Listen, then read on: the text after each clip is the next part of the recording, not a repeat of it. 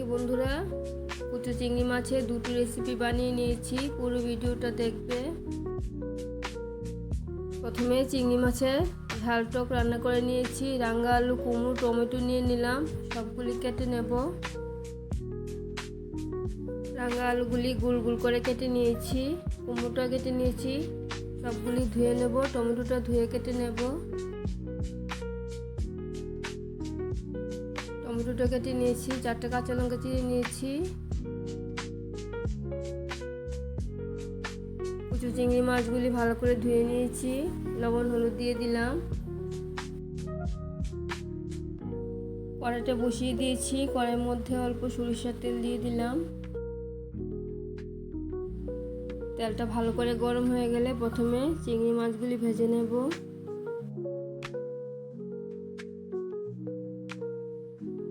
Medium আঁচে চিংড়ি মাছগুলি হালকা করে ভেজে নিচ্ছি। মাছগুলি ভাজা হয়ে গেছে। কড়াইটার মধ্যে আবার অল্প সরিষার তেল দিয়ে দিলাম।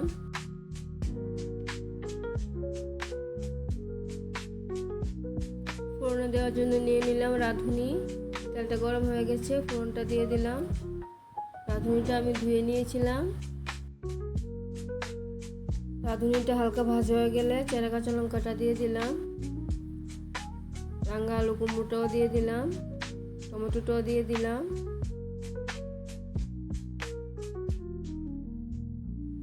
সবগুলি একটু নাড়িয়ে দিচ্ছি।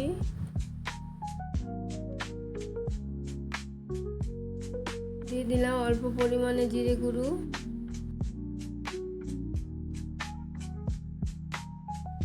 জিরে গুঁড়োটা দিয়ে গ্যাসের আঁচটা বাড়িয়ে দিয়ে একটু কষিয়ে নিচ্ছি। আর দিয়ে দিলাম লবণ হলুদ।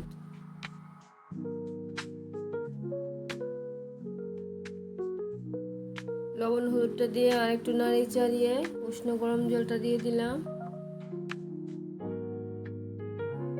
টকের মধ্যে ঝোলটা একটু বেশি দিতে হয়, কারণ অনেকক্ষণ ধরে সিদ্ধ করতে হয়।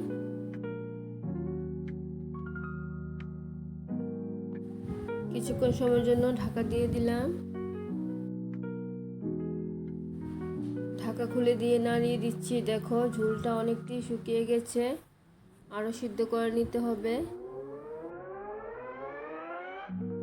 টকের মধ্যে লবণটাও দিয়ে দিলাম। টক বা চাটনি যতই সিদ্ধ হবে তাতে দ্বিগুণ স্বাদ বেড়ে যাবে। টেস্ট বাড়ানোর জন্য সামান্য চিনি দিয়ে দিলাম।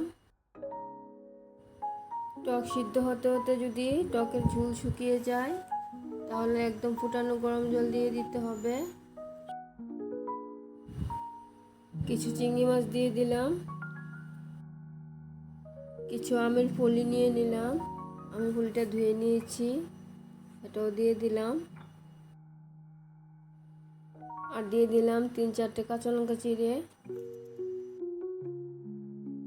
সব কিছু আর একটু ফুটিয়ে নিচ্ছি। আমি অফ ক্যামেরার মধ্যে ফুটানো গরম জল দিয়ে দিয়েছি। চিংড়ি মাছের ঝাল টক কমপ্লিট হয়ে গেছে।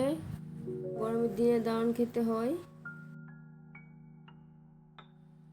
আর বানিয়ে নিয়েছি চিংড়ি মাছ দিয়ে বাঁধাকপি। একটা বাঁধাকপি অর্ধেক করে কেটে জলে ভিজিয়ে রেখে দিলাম, পোকা থাকলে বের হয়ে যাবে। বাঁধাকপিটা ধুয়ে কেটে নিয়েছি, ভাপ দিয়ে নেব। অল্প জল দিয়ে দিলাম, আর দিয়ে দিলাম লবণ। লবণটা দিয়ে আর একটু জল দিয়ে দিলাম। কিছুক্ষণ সময়ের জন্য ঢাকা দিয়ে দেব।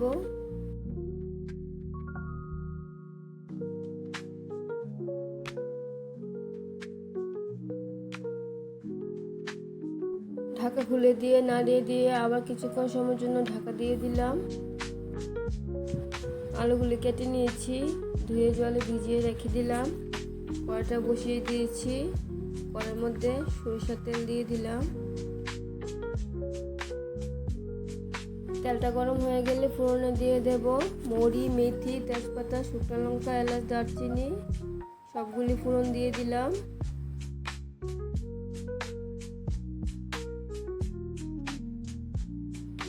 ফোড়নগুলি হালকা ভেজে আলুটা দিয়ে দেব।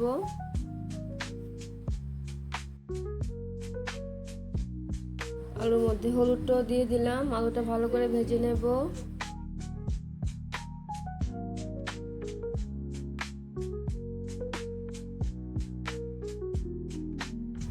আলুটা ভালো করে ভেজে নিয়েছি। মশলা নিয়ে নিলাম জিরে গুঁড়ো, ধনে গুঁড়ো, কাশ্মীরি লাল লঙ্কার গুঁড়ো, হলুদ, সামান্য চিনি, জল দিয়ে গুলে নিলাম।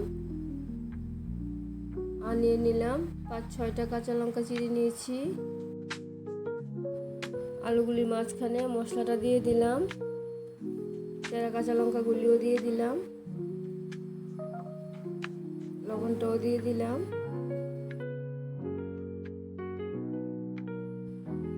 ভালো করে আলুর সাথে মশলাটা কষিয়ে নেব। কিছুটা কষিয়ে নিয়েছি, আর একটু জল দিয়ে দিলাম। জল দিয়ে আর একটু ভালো করে কষিয়ে নেব। আমি বাঁধাকপির এই রেসিপিটাতে আদা ব্যবহার করিনি, তোমরা চাইলে দিয়ে দেবে। মশলাটা ভালো করে কষিয়ে নিয়েছি, বাঁধাকপিটা দিয়ে দিলাম।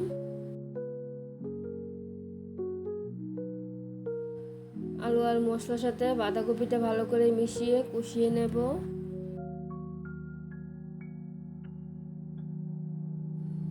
ভালো করে মিশিয়ে নিয়েছি। বাঁধাকপির মধ্যে লবণটা দিয়ে দিলাম। লবণটা ভালো করে মিশিয়ে নিয়েছি। চিংড়ি মাছগুলি দিয়ে দিলাম।